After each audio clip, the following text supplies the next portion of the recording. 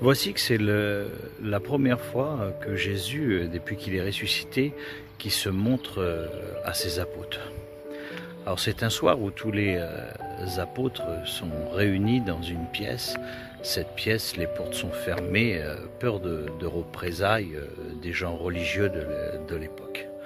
C'est vrai que les chrétiens devaient être mis à mort, arrêtés, donc il y avait quand même une certaine crainte.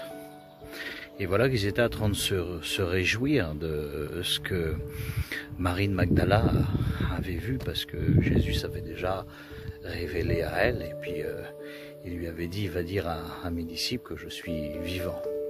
Et là, ils commençaient à réaliser tout ce que le maître leur avait expliqué. C'est vrai que souvent ils ne comprenaient pas quand le maître leur parlait, et là ça commençait à devenir clair et limpide, et ils étaient tous réjouis dans cette chambre haute que celui-là qui croyait qu'il était parti de ne plus le revoir en fin de compte, qu'il était vivant et qu'il était parmi eux. Et là, quand ils sont dans cette pièce, tout d'un coup ils s'aperçoivent qu'il y a une personne qui est à l'intérieur, qui est parmi eux. Et cette personne, quand ils regardent, parce que c'est le soir, donc quand ils regardent, ils s'aperçoivent que c'est Jésus. Les voilà avec une stupéfaction, eux qui étaient si bavards auparavant, eux qui avaient toujours des questions à poser, voilà qu'ils n'arrivent plus à poser une seule et unique question. Et puis Jésus leur dit que la paix soit avec vous. Un petit silence se fait. Ils sont en train de le contempler, et ça ne leur revient pas dans leurs yeux encore de voir le maître parmi eux. C'est le maître leur dit que la paix soit avec vous. Et puis là, à ce moment-là, il y a un petit moment encore de silence, parce qu'on s'aperçoit que Jésus ne parle pas beaucoup avec eux. Et il leur dit, mon Père m'a envoyé à vous, comme vous, je vous enverrai aussi. Et puis il y a encore ce petit moment de silence. Et puis Jésus, il leur dit, recevez l'Esprit Saint. Et quand il leur dit recevez l'Esprit Saint, ils ont bien compris que Jésus avait un message pour chacun d'entre eux.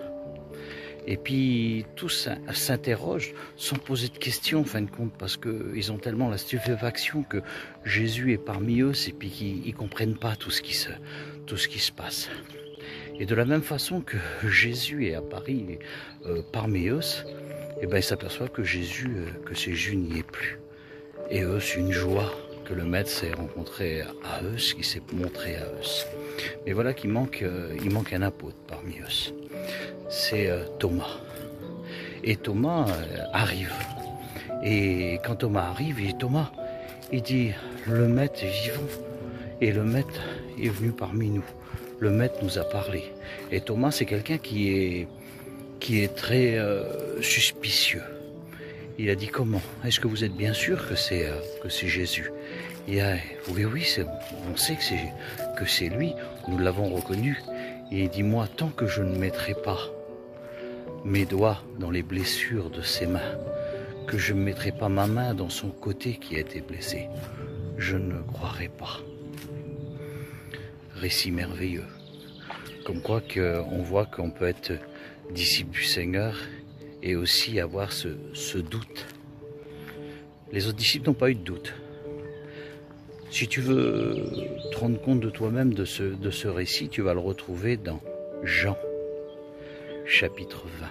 Je te dis bonne lecture.